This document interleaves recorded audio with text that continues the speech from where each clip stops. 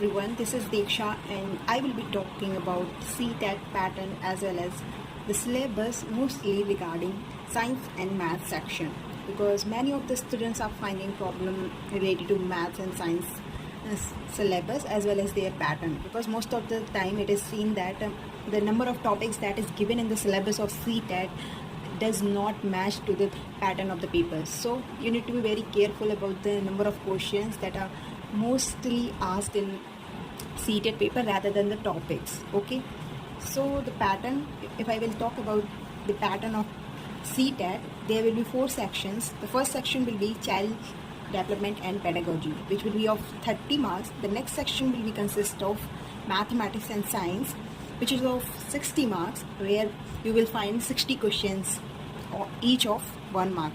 Then we will have language 1 and language 2.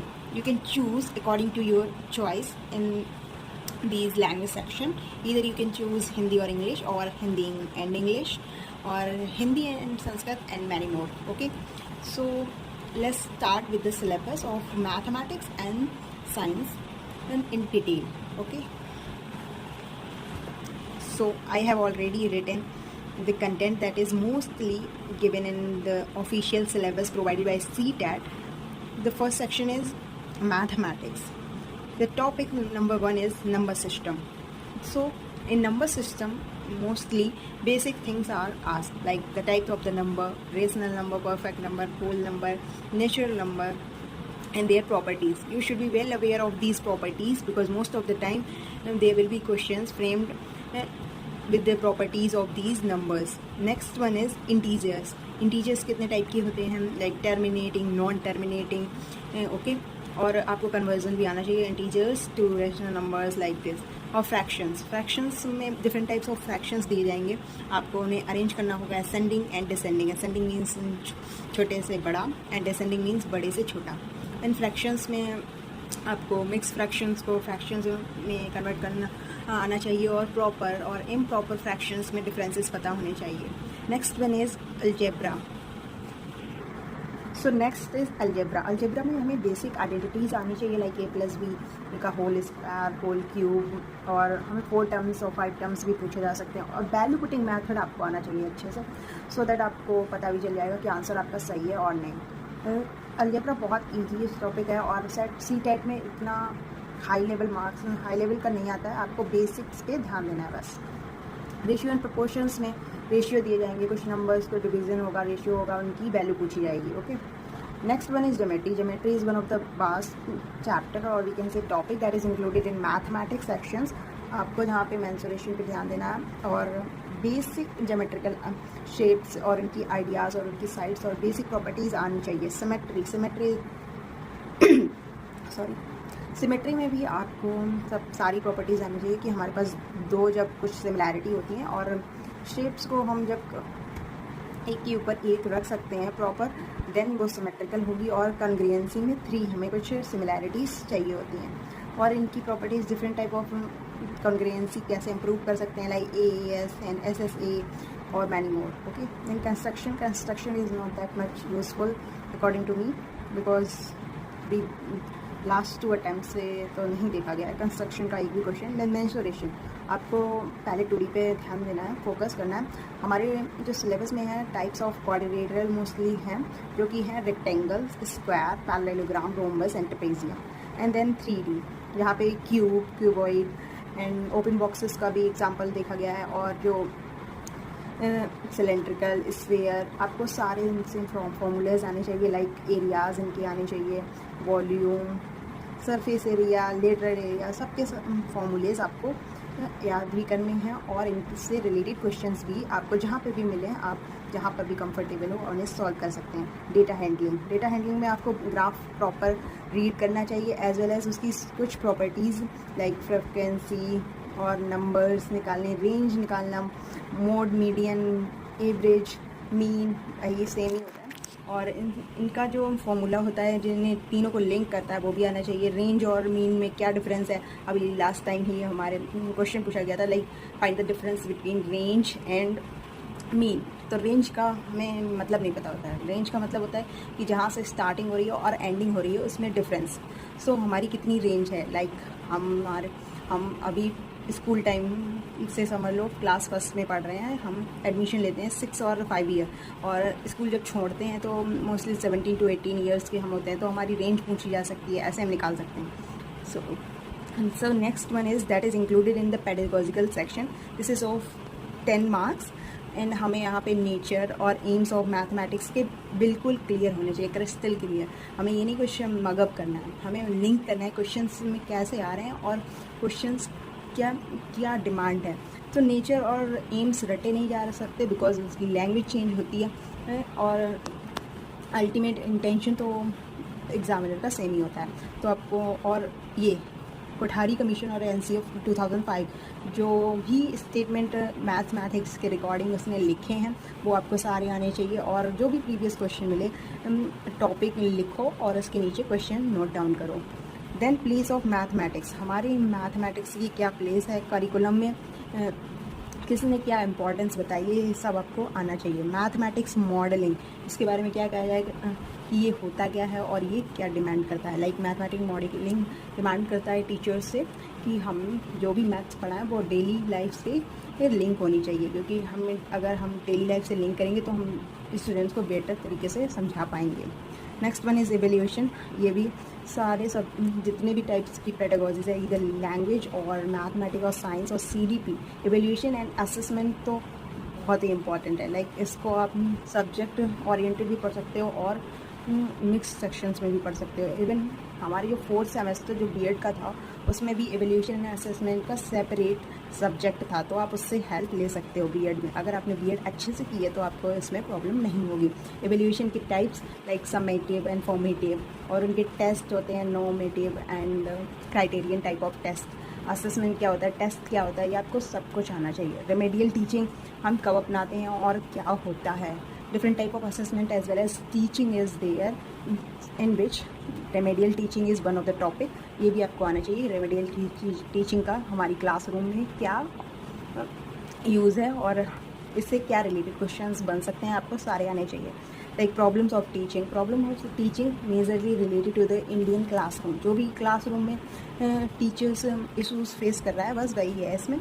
और when heli theory, ये तो हर exam में आप इधर पेपर 1 और 2, पेपर 1 में थोड़ा लेवल इसका इजी होगा, बट पेपर 2 में इसका थोड़ा लेवल थोड़ा हाई लेवल का होगा, बट क्वेश्चंस बहुत इजी रहते हैं, आप तुरंत बता दोगे. इसमें मेजरली 5 लेवल्स होते हैं, आपको याद करने हैं और उनसे उनकी प्रॉपर्टीज़ देखनी है, उनसे ही क्वेश्चन बनता है और ये बहुत ईजी है. Next one is CTET science syllabus. CTET science syllabus बहुत ही वेरी करता है. लाइक आपको कंटेंट में दे रखे हैं food, sources of food, cleaning of food materials, the world of the living, moving things, people and ideas, how things work, like electric current and magnetics, nature phenomena and nature resources. But अगर हम इस syllabus को, ये official syllabus है CTET का, okay, according to July 2024, but अभी 2025 का notification release नहीं हुआ है, तो हम पिछले वाले से ही काम चला रहे हैं, ठीक है. बट अगर हम क्वेश्चंस को एनालाइज करें CTET को, तो क्या यही सारे टॉपिक्स मेजरली पूछे जा रहे हैं. सो आप बिग नो, क्योंकि फूड से रिलेटेड हमने सोर्सेज तो देख लिए. सोर्सेज क्या है, like protein, carbohydrate, many more nutrients, like तो उनसे जो बीमारी है वो भी पूछी जा रही हैं. उनसे उनका क्या यूज़ है, क्या माइक्रोब्स करते हैं, क्या नहीं करते हैं, कैसे हम माइक्रोब्स को हटा सकते हैं, प्रिजर्वेटिव कौन से यूज़ कर रहे हैं. सो आपको टॉपिक्स पे तो ध्यान देना है, बट ये कहाँ किस एरिया में लिंक करता है वो भी आपको पढ़ना होगा. Next one is materials like ये केमिस्ट्री में जाता है कि कौन से हमारे जो नॉर्मल लाइफ में मटेरियल्स यूज़ होते हैं उसमें कौन सा क्या फॉर्मूला है. लाइक मटेरियल्स में पॉलीमर्स यूज़ सकते हैं कपड़े का, और जो नॉर्मल यूज़ है like baking soda, baking powder, copper sulphate का आया था.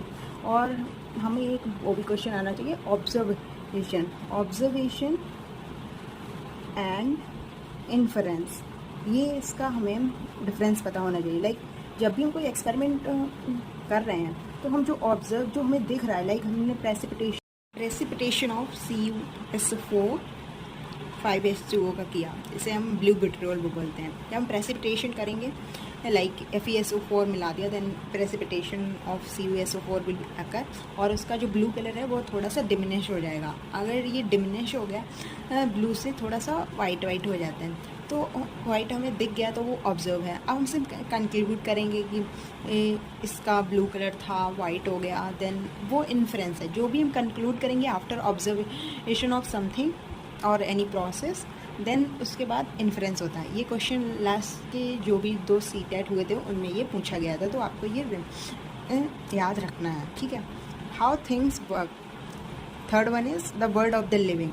जो भी लिविंग ऑर्गेनिज्म हैं, जो कैसे रिएक्ट करते हैं, किस टाइप के लिविंग ऑर्गेनिज्म हैं, बेबीपोरस, ओविपोरस, और उनकी जो फर्टिलाइजेशन प्रोसेस है, असेक्सुअल, सेक्सुअल प्रोसेस किस में इन्वॉल्व रहते हैं, ये सेम प्लांट्स में भी आता है और एनिमल्स में भी आता है। आपको दोनों तरीके से पढ़ना है, और जो भी वो प्रोसेस कर रहे हैं उनका सबकी बेसिक्स आनी चाहिए, लाइक रेस्पिरेशन, फोटोसिंथेसिस, और जो भी उनके ऑर्गन है उसकी थोड़ी सी नॉलेज होनी चाहिए, बिकॉज और जो भी किंगडम है उनका पता होना चाहिए, और लाइक एक्वेटिक एनिमल्स की ब्रीदिंग फास्टर होती है और स्लोअर होती है इन कंपैरिजन टू ह्यूमन्स, और टाइप्स ऑफ साउंड।